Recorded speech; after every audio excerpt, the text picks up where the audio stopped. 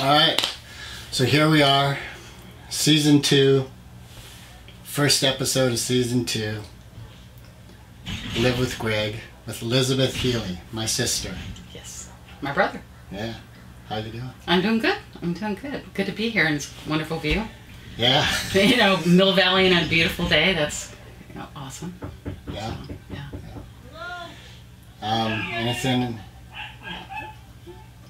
on your mind that, Well, we were having some good talks right before you guys were doing all this stuff. You know, it's like, hold that thought. I think we were talking, you know, about sitting at, you know, being at ergonomic stations, you know, Yes. since so much of our work is... Now that's boring. Yeah, that is boring. Okay. What about, how do two people live together in peace, remaining true to themselves while also creating an environment in which two people can live in? The way I've done it is I have to recognize, you know, that each of us are sovereign nations, so to speak, you know.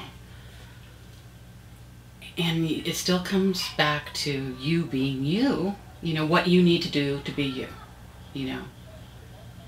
And then I think that if there's an environment that doesn't support that for one reason or the other, then it has to end, you know. So, so that's whether it's a love relationship, a family relationship. I think that's kind of what I think, you know. And one phrase that I like is, you know, what other people think about you is none of your business, you know. So that if I'm doing something that the other person doesn't like, so be it. You know, I still have to do. I think what's really hard, particularly the way I was raised, you know, when you have a large, you know, there's 7 people in the household, and you can get, you know, I'd have 6 other people have input on what I'm doing. And we have to realize that where people come from is where they're coming from, not from me, you know. So their opinion, if I elevate that too much, I'm dishonoring myself and my true purpose. So it's fine to get input, but at a certain point you just got to let go. You've got to listen to yourself, you know. And it took me a long time to really listen to myself, and I'm still getting there, you know, to say, well, who am I? You know, what are my values? What are, what do I want to be? What do I want to do? You know. So, what do you think? I'm laughing because I noticed for myself that I tend to listen to people a lot and don't really share my experience. And just with Leah, when you came in and I was talking to my sister Leah, I've noticed recently the impulse that I do that. I ask the person a question quickly.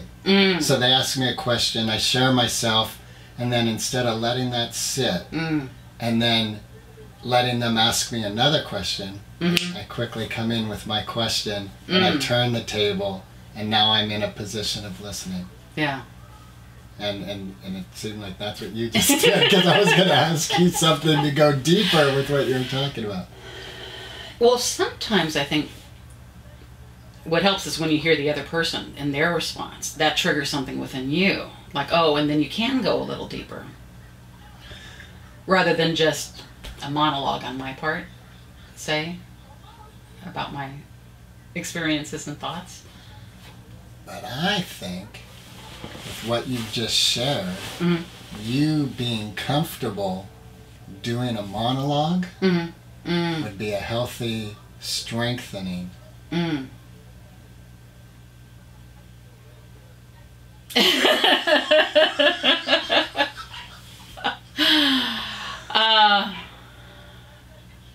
I don't know. You know, one thing in talking is particularly those people who are close to me, if they were to see this, I wouldn't want to get too personal, you know, like, you know. So that's one thing I'm conscious of, you know, so I try to keep it centered to myself. Right.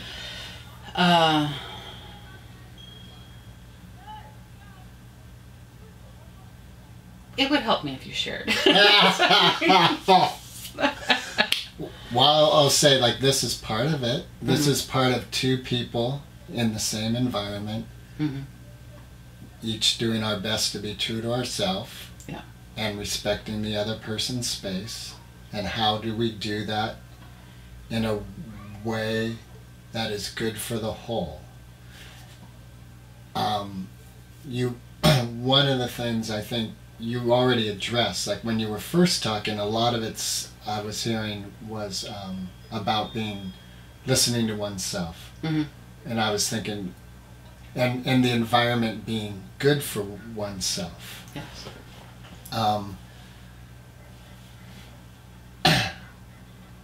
I feel I'm at my best when I don't judge the environment of whether it's good or not for me, because like a scenario, an analogy is a pearl, and the pearl's formed from the grain of sand in the oyster. It's a discomfort, the irritation. Yeah. And I hear that a lot in the books I read, and other people, their successes. A lot of the success comes from the irritant that challenges us out of our realms of comfort to grow. Yeah. That's true. In fact, actually, I was hearing that, how, people always want to find their soulmate. They're searching for their soulmate. And I forget who it is now, but they were saying, you probably don't want to marry your soulmate. That might be a very, difficult relationship. And so this one woman, she ended up divorcing her husband, and now she's with a soulmate, and it's not he's a man, I believe he's gay. So there's not the love attraction or any, hint of anything. But they push each other, to their highest and best selves. And I thought that was fascinating. I thought, well, yeah, I don't want to be in a love relationship where somebody's pushing me. And because I think, from how I was raised, I would still feel judgment. And one of the things that really guides my life are the 4 agreements that Don Miguel Ruiz. They're fabulous. They're the first one is be impeccable with your word. Kind of like say what you mean what you say, but also recognize that is the main way that people are getting to know you, is through your word. And if you're not impeccable with it, that's going to be their impression as well. So that's the first one. The next one, there's sometimes I'll forget the 4. I'll get to 3. So I kind of do A, B, C, D. Always do your best. And your best is going to vary from day to day. If you're sick, you're not. But just, I would add to this, show up is important. Next one is don't make assumptions and don't take things personally. Okay. The world would be an incredible place if we could just say, don't make assumptions, like ask the question that you need to ask in order to get clarification, And we all have our own bag of tricks. We have the buttons, and you might meet somebody and you're going to step on a button you didn't realize was there, and then all of a sudden, ooh-wee, So one of them, don't take things personally. I've been following these 4 agreements for over 10 years, but recently somebody said, well, you might have to go back to your past, to say, what did you take personally when you were 4 or 5 years old that you're still believing now? And that was really powerful to me, because there's a lot of stuff I probably took personally. I think there's a lot of stuff that everybody, and so it's just going to go back and change that, because now, my hope for myself is that I'm a new person every day, that I have new eyes at looking at things, and I'm able to observe things a lot more than I ever was. You just don't get involved. Just step back a little bit and let things just kind of happen on their own. I don't have to be involved in everything, So,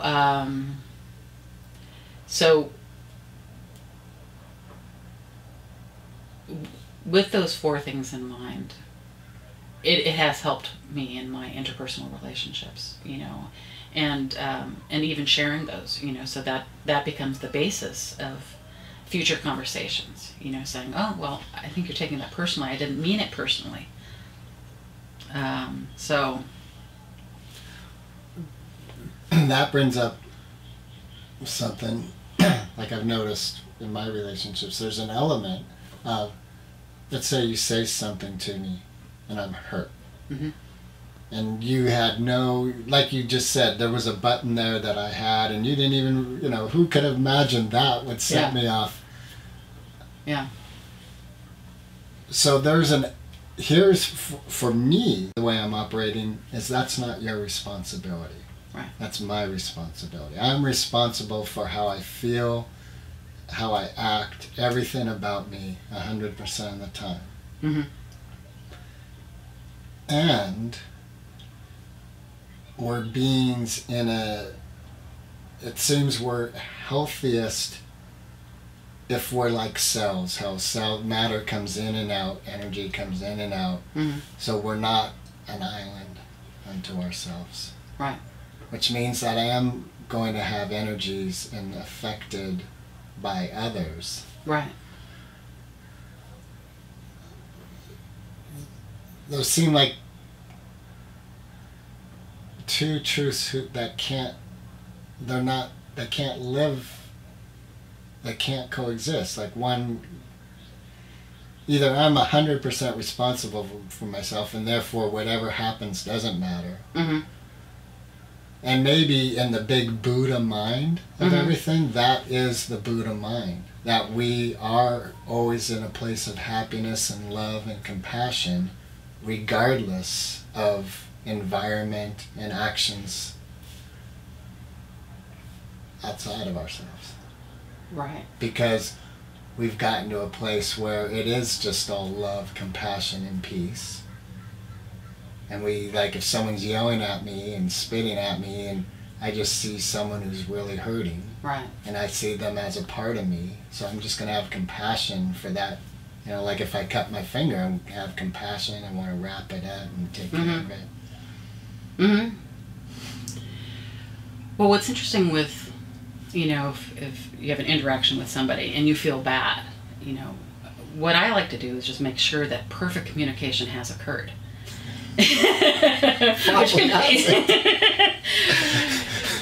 like, did you mean to say that? Or, it'll probably drive people apeshit with that. But, because, then you're getting back to the person's intention. Right. Sometimes you can be around somebody that they just want to throw fire at you, or throw fire not at you necessarily, but anybody who just interacted with them at that moment in time. It was maybe, a perfect storm of things happening, and that person was, you wish there was a light bulb over their head or a sign that's saying, don't bug me, just leave me alone, So that's why I think that's actually nice to have safe words, just saying, can we talk about this another time? Or, which is actually what we were talking before. If my father came up and asked me to tell us something, we say, can we talk about this another time? It's like, no, you would not say things like that. Unless you wanted, Big trouble. So that's kind of like a way of a boundary. Right. Another thing, like say if we were watching TV or something, and if he had said, I need you to do this now, so the show's going to be over in 10 minutes, that'd be no way. He did not recognize us as having our own needs, and, so that's why it's taken me, I think, a lot longer, to really come down to really listening to who I am and recognizing that, yes, I want to be a kind and loving person to other people, but I have to be kind and loving to me. And so there are certain times and certain boundaries I have to establish, so. Yeah, I feel very strongly you can't be kind and loving to others if you cannot be to yourself. Right. It really, so often, I keep going back to that Michael Jackson song. Well, he's saying it. I don't know who wrote it. Man in the Mirror. Yes. Because so often these human elements get entangled, and when they start like Mobius strip turning in on themselves, and you're like, wait a minute, it's like a snake eating its tail. Yes. And I take a breath and go, okay, that's right here. Right, exactly. Yeah. So I have a question for you, and if you don't want to share this to the world, because you brought up your dad, and right now I'm back to a process of forgiving my dad. And what's interesting is I have, like I say, I'm back to it because I've gone through a process of forgiveness and letting go. And so I thought, oh, good, that's, that feels great. Can move on now. And I'm like, oh, wait, no, I'm back to some of these realities that occurred. Yes. Have you gone through a process with your father of forgiveness and letting go? Yeah. And I think, it's great that you said it's an evolution, because I did forgive him, and then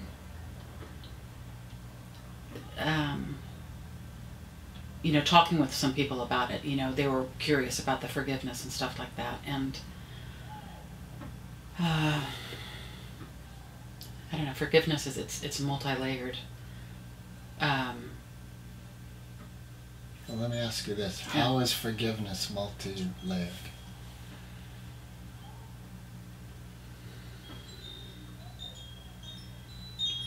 Well, I think that I may forgive him, maybe as at the moment that he died, okay, and I was 30 years old.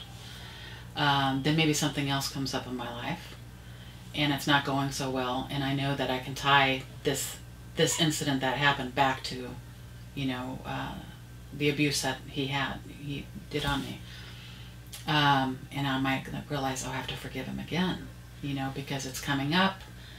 I'm feeling a lot of anger, so it's things that I wasn't in touch with at the first forgiveness. And then I think that when you're forgiving,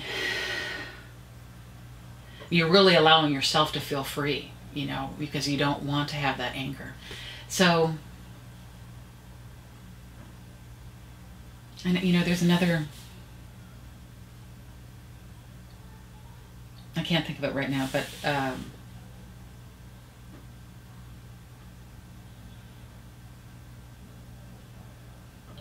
yeah, maybe it'll come back to it. But there is one part of the forgiveness, I think where other people have said, well, how can you forgive him? And then I think it's more like I have to for my own, and then part of it is forgetting about him as well, and now it's been 25 years since he's passed, and that makes it a lot easier. It's like shutting the door, putting it away. And then when I hear about other people talk about their dads, then maybe I might try to remember what he looks like, something like that. So, I don't have pictures around the house that really include him anymore.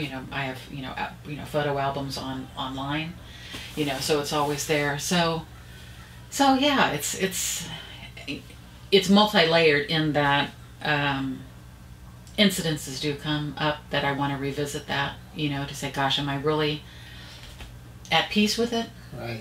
Is this really clean? Yes. Yeah. Yes. And one thing that I did is I'm now, let's say he died when he was almost 58 years old, and I'm 58 now. And so, through my life, there's been different times things saying, oh, this is when, when he was 40 years old, he retired from the military. And then he became a professional student, and then he was kind of aimless, for a while. And so I would think about, gosh, I'm at the age when he made this decision to do this to his children, and, because I know that while I haven't had any children, you still, even without the children, you can have points of view of a parent, like they start sounding like their parent, it's like, this is kind of the routine, but my dad clearly had choices, but he was who he was. I actually did go through, it was either a 7 or 10 day program, that really helped to. It's called the Hoffman Institute, and it's actually located in San Rafael, but it's an international firm, and it really helps you to become a better person, and you fill out about 40 pages of stuff beforehand, asking you questions of how your mom acted, how your dad acted, and their concept is basically that you either adopted what they did, their behavior, or you rejected it. And so it's a good way to say what part of you was your dad, what part was your mom, and what do you want to keep with you, and what do you want to just kind of like, oh, I don't have to be that way. This is learned behavior, So, I mean, just, when I think about, like, my father, he would tell racist jokes. Well, we didn't have a lot of education about racist jokes, but we knew the kids would grow and would say, oh, Dad, Okay, but now you're bringing up something, because I do stand-up comedy. Knock on wood. Yeah. Some people might not think I do. So a joke. Mm-hmm. Now but there's the appropriateness. But this is something that gets talked about a lot amongst comics, of the responsibility of the joke and someone being offended. Yeah. That's a tough one, because one of my things about comics is, well, like Letterman, or are they bullies?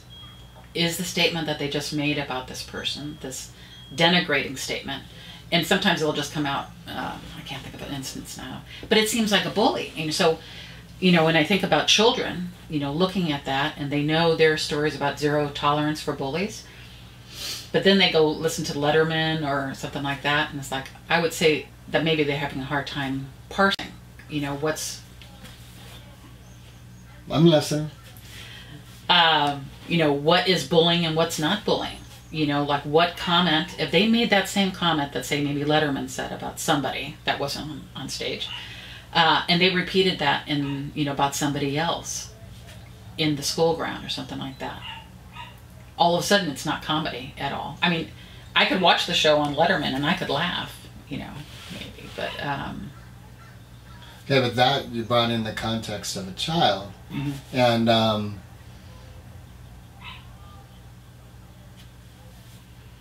that's an interesting, like, there's a lot going through my mind with that, because you have the innocence of a child, and that's part of, I think, the what's the word, volatility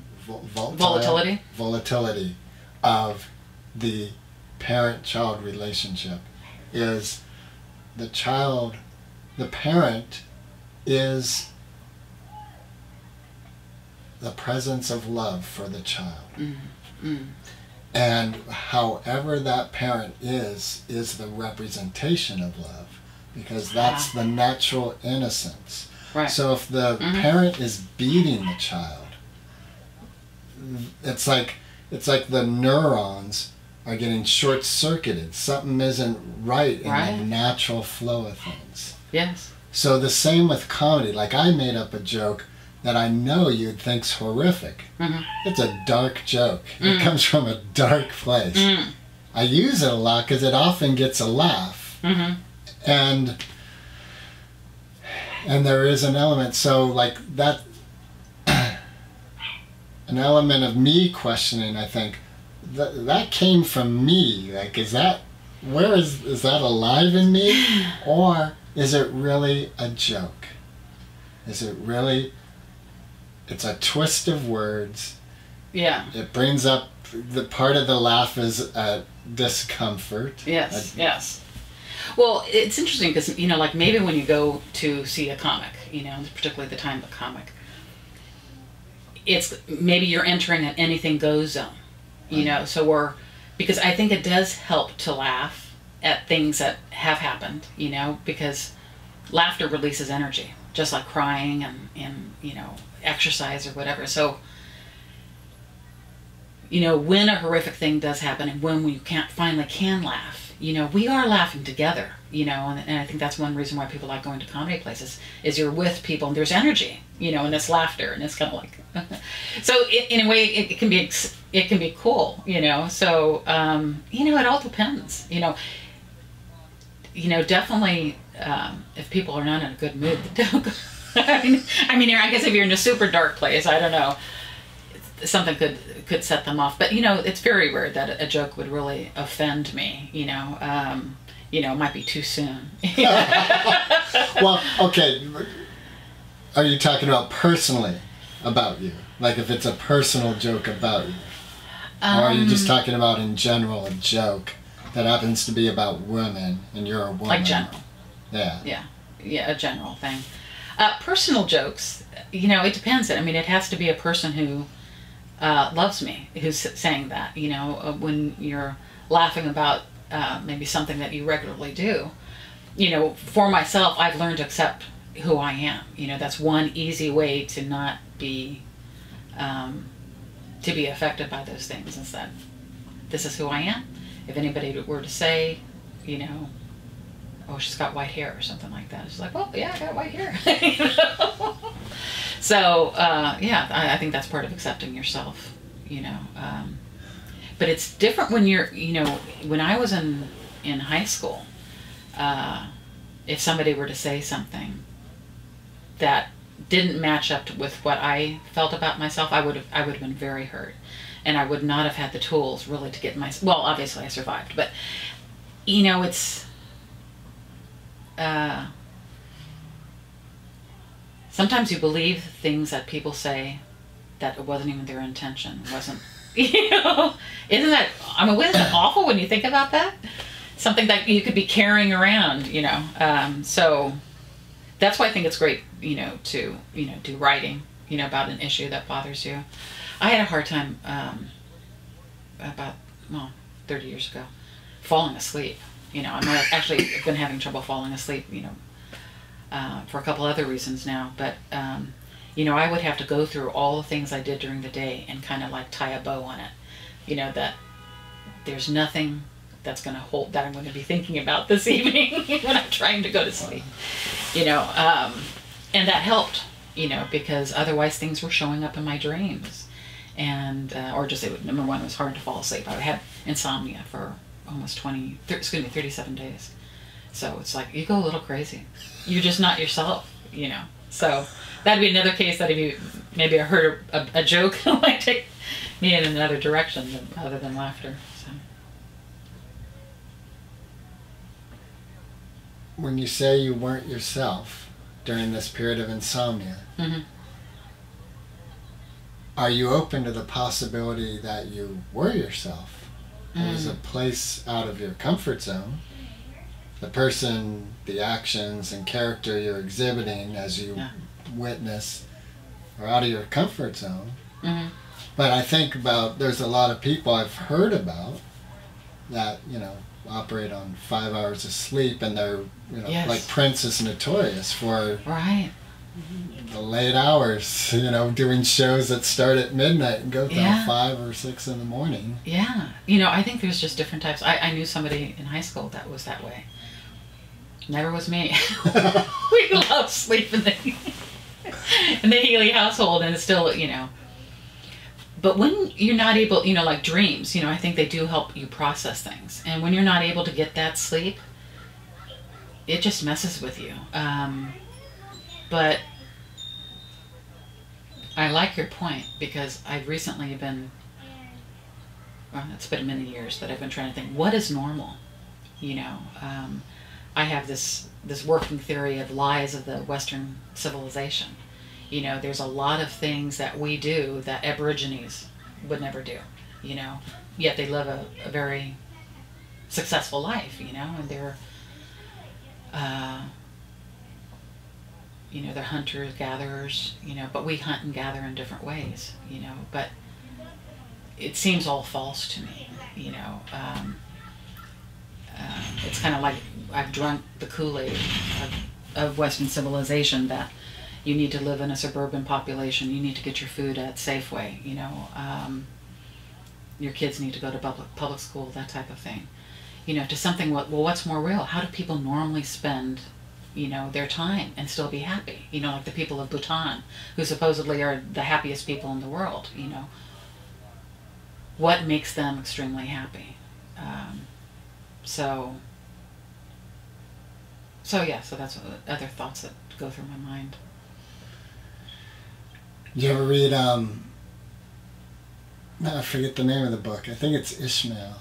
It's about a gorilla. Yes. You know, I didn't complete it. Okay. But because it ended up making me feel uncomfortable. I think, you know, I should probably go back. You know, that's a case where, you know, when we're different people at different ages, and, you know, to go back and read that. Yeah, because that pretty much is about what you're saying, that Western civilization is based on a lie, but it also is saying that it isn't really Western civilization. It originated in the Middle East, and it happened when farming came into being. Yeah. And one of the things that kind of went, where I went like, whoa, that's a good point, was the aspect of evolution. And it said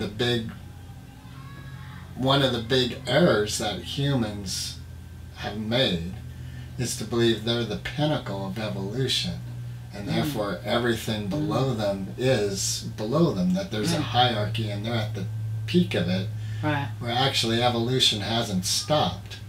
So we're about a step in a process. And then it kind of shifts, like how we're treating the planet and other species. Right. Right. Yeah. But I'm also working on a joke about white privilege. And my joke is basically saying, well, yeah, we learned from the best. You know, Egypt was built on slavery. And so there is an element, it seems like there's like grains of inequity and elements that bring harm to others have been in practice since we evolved. Right, exactly. Well, yeah. And it's interesting, let me just say this one thing also, because this is really, I just did an interview, I videotaped an interview recently with two vegans, and I, you know, they're talking about the harm of animals and blah blah, and I really get it. You know, I hear that and I understand that there's some heinous acts that come from the process, the mass production of food. However, they talk about like it's not natural. And just about a month ago, Bodhi, my youngest daughter, had a hamster. And it was in that back room right there. And one morning we came and it was slaughtered. Something slaughtered it. There was a head stuck in the bars and a spinal column hanging out. And that's about it. Wow. And we think it was probably a rat, because I don't see how a raccoon could fit through the little bars. Right. But that's nature. That is natural. Right. Cool. Right, it is. I think the point comes down to the mass production. You know, that's when we're losing our humanity. You know, that's when we've given somebody at a low-paying job to go do something. And I think a lot of the heinous things comes from the anger of the individual, you know, because they can't be happy at that job. You know? Well, I mean, one of the things that that's a big statement. that, you know, I like the idea of, you know, the kosher, you know, way, you know, or my understanding of it, you know, that there would be, you know, process of blessing this creature that's, you know, going to be feeding people. And but then I go a little further. My favorite food is bacon, so it would be I want kosher bacon. Which I like it. So I think, you know, when it comes down to is if love is everything, and we always come from a point of love, you know, then then would be better off. But I think for some people in those jobs, love may be absent there. But whose responsibility is it?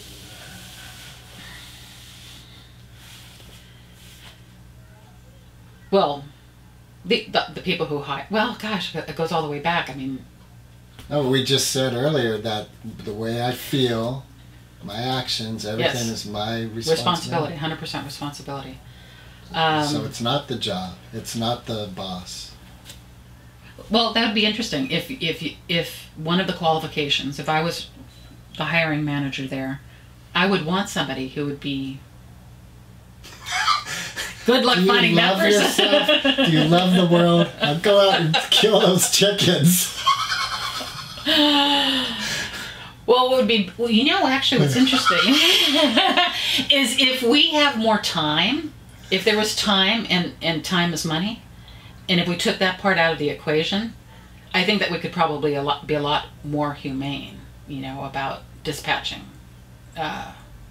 animals. But I think it all comes down to the fact that we need to rein back on how much meat we have,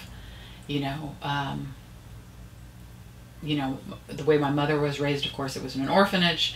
Meat would maybe flavor a soup or something like that, but it wasn't the main part of it. It would be vegetables and starches and stuff like that. So I think we've gotten out of control. I think it's the mass production of food. Yeah. Like you even look at I'll never forget the AIDS ride I did and going through the Central Valley and the strawberry fields. And there's these huge vats of poison and people with pretty much like hazmat suits. But then you've also got people there just picking the strawberries. And right.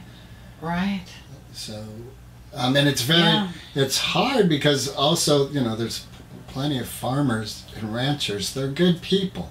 Yes. This is their life. It was their grandparents' life and their great-grandparents' life. So to come in with this sort of like, this is the end of this. Yeah. Is chaos too. Yeah. Like how do we create solutions that don't create more chaos? And that, like when you were talking about the layers of forgiveness, what I was really hearing is forgiveness doesn't have layers. We have layers. So it's our continual unpeeling of our layers that keeps bringing up the necessity for forgiveness. Right.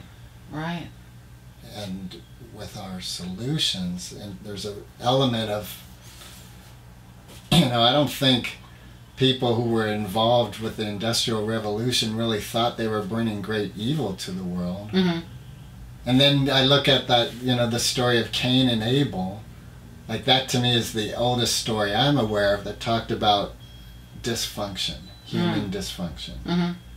And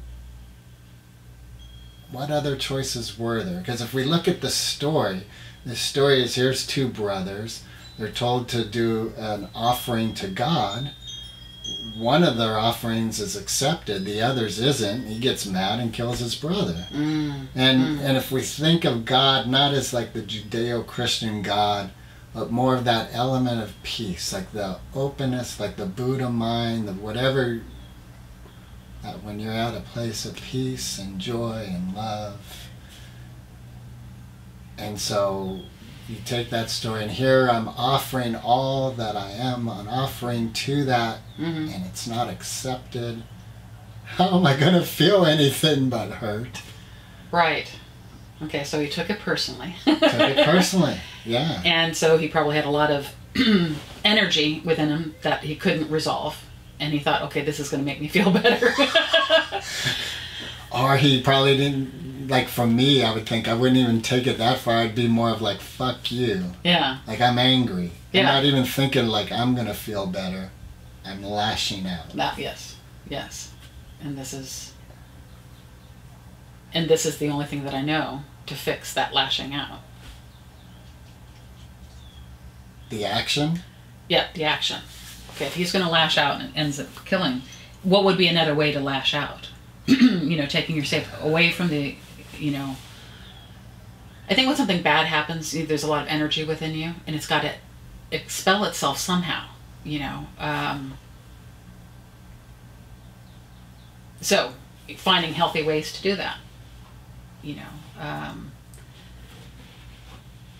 thinking like, if you get into a discussion with somebody you're not very happy with, what's going on, is being able to say, can we take a break, get back to it later, just so you can collect your thoughts, because we're not thinking very clearly, when we're all angry.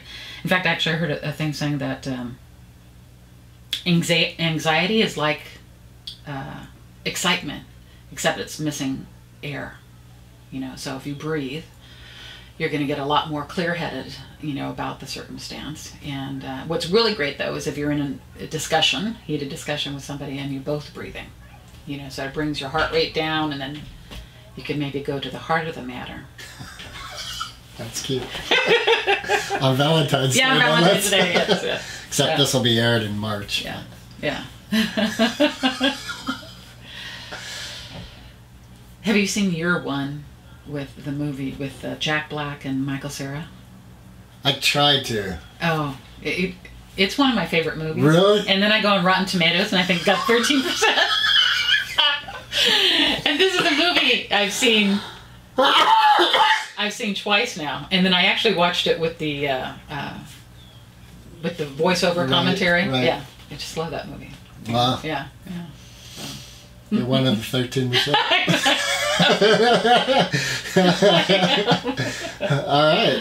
Yeah. No, I tried to. I'm one of the, what's 13 from 100? It's 87, one of the 87%. Yeah, that's right.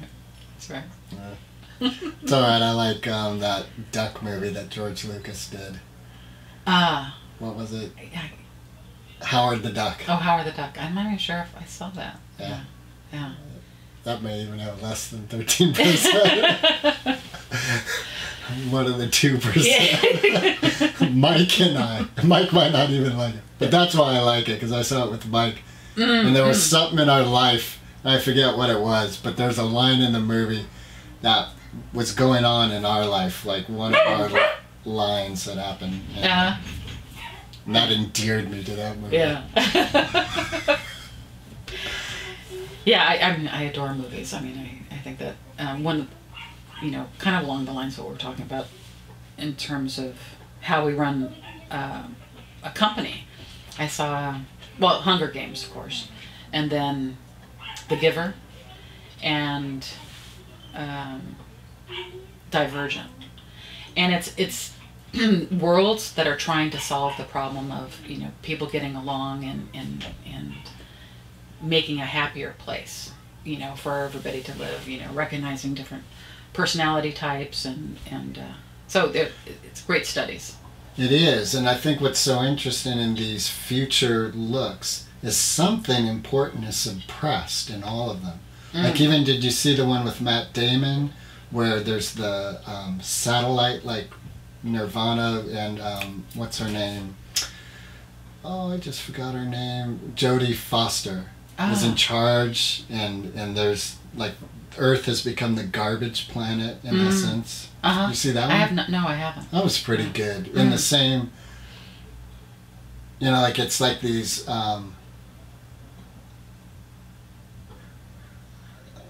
Like in Hunger Games, Giver, all of them, there's a few who are living really well because of the suppression of something, with everyone else. Yeah.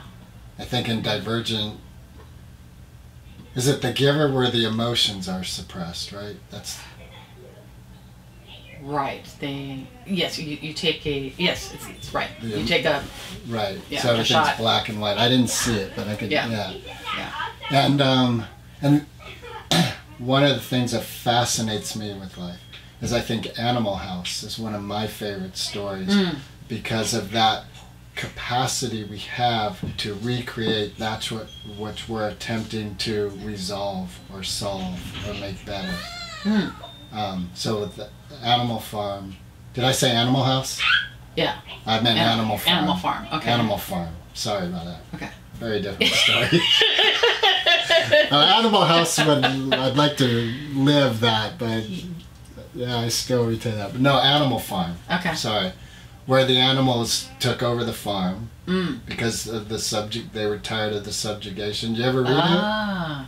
No, I didn't. Ah, it's really good. Yeah. So they're tired of the subjugation of the human, the farmer, and they revolt and take over, and everyone's going to be equal.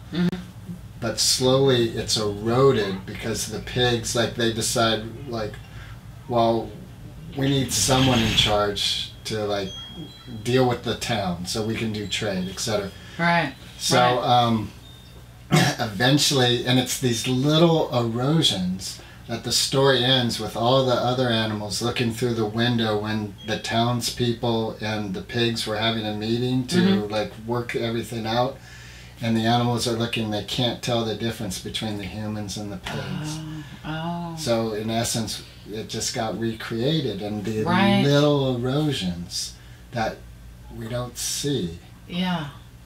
And that to me is what is fascinating in this life, is how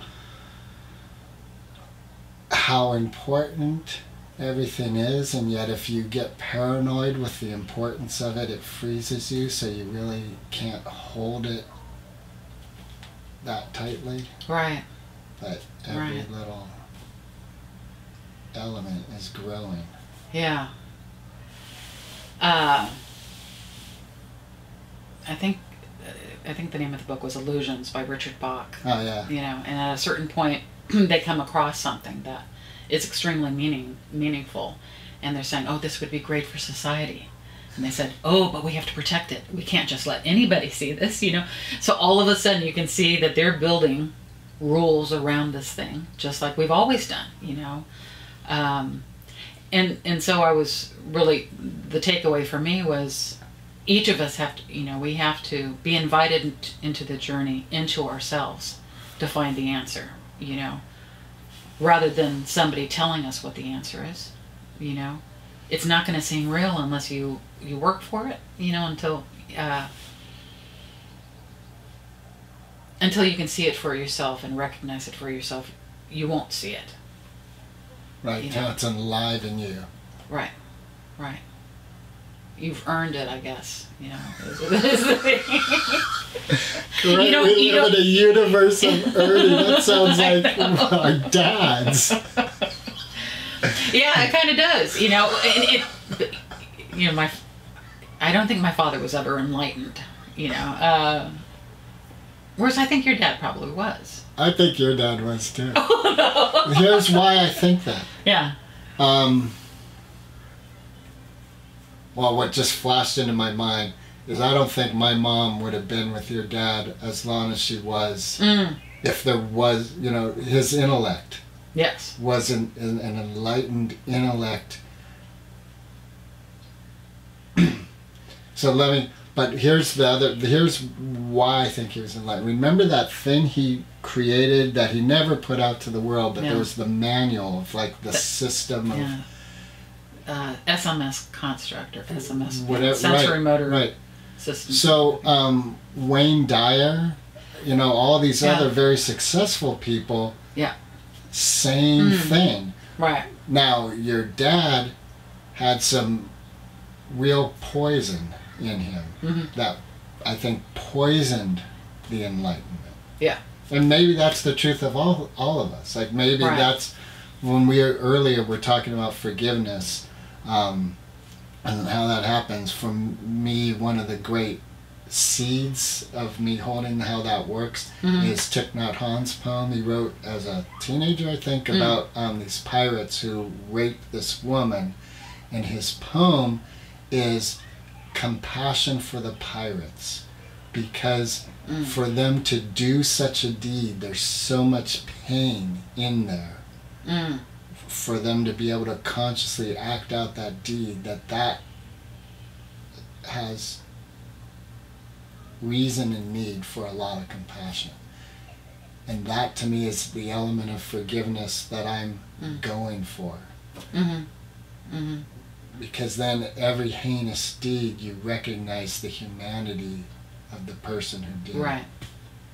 And then the forgiveness can come, because you're not forgiving a monster, you're not forgiving evil, but you're recognizing there is no evil, there's humanity. for lack of a better word. Interesting. You know? Like, for instance, your father was growing up in an environment, and his parents were growing up, like these children, all these beings were at one time innocent children. Right. And something happened. Yeah. And it short-circuited the natural way of being. Exactly. Yeah, changed the trajectory of their lives. You know, that could be one little thing.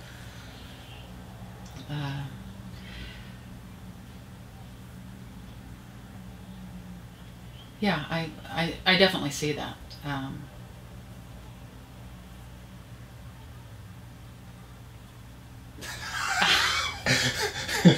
So pause.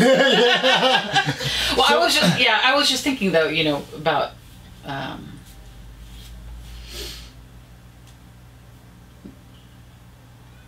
I call them the unlovables, you know, because whatever happened to them, you know, that for them to be able to do such an awful act, you know, like say the pirates,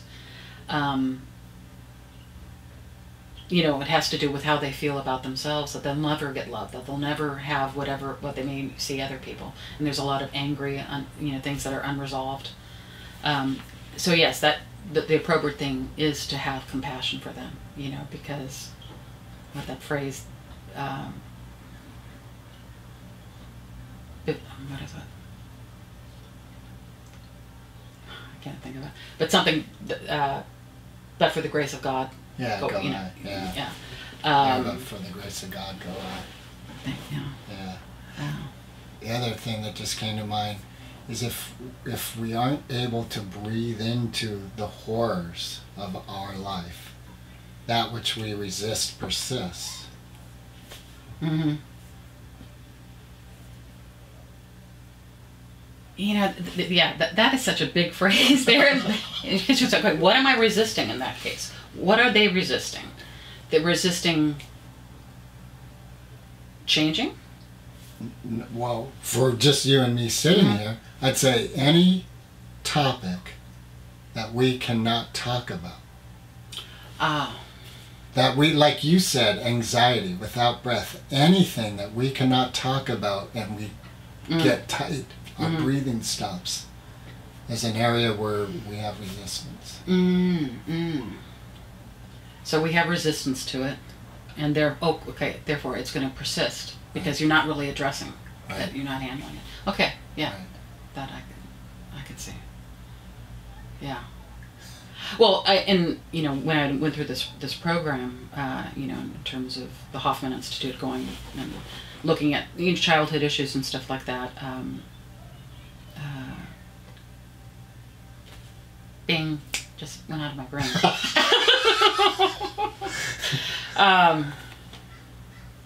Well, that'll come back. While talking about breathing, anxiety, persisting because we're resisting it. Yeah, I think I was heading in another direction, and then I'll come back. All right. 5 minutes down the road. Call me up. Do you have a cell phone? I do. You do? All right. You could call me. Yeah. In fact, actually, you know, I only have a cell phone. I don't have landline anymore. You know, I've made a lot of changes, you know, to kind of, you know. Come into the 21st century. Yeah. I've had a cell phone for a long time. I'm telling you. There's some people out there, that you know. My mom, you know, she's not on Facebook anymore, and it was nice having her on Facebook, but you know, wasn't her cup of tea. It wasn't her cup of tea, so I can totally understand that. Yeah. So. Yeah. Was there anything else that? Oh, I think we were talking about. Well, I want to say thank you for mentioning that about my dad. You know that, you know, because I think he was definitely trying, you know, to be enlightened and change. But I think that that bit wasn't it. It wasn't him, and it was. He did try to do that through the sensory motor construct. And you know, his last days, you know, all he said is, love is the answer, you know, all you need is love, that type of thing, you know, and it kind of almost seems, you know, cliche, but he's at that point, you know, where he's being broken down to just the bare things, you know, that love is important. I forget his exact, you know, close to last words, but that was where he was at, you know, and I feel that thank God he got there, you know, because all that matters, I think, is that you do align yourself, you know, to be in the state of love, and I think he did do that. And there is the potential that he was the irritant so that you could become the pearl. Yeah. And that he, in the big picture of things, said, okay, I'll be the irritant. Yeah. Exactly. Yeah. In fact, I heard a nice phrase of, you know, a butterfly, you know, looking at its cocoon, you know, and saying, well, it served its purpose, you know, and it's looking in the past, obviously, you know, and that's the best way I think, well, it served its purpose, you know, so. Yeah.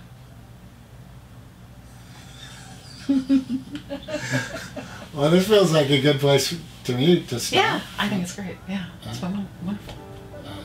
Thank you. You're welcome. Thank you.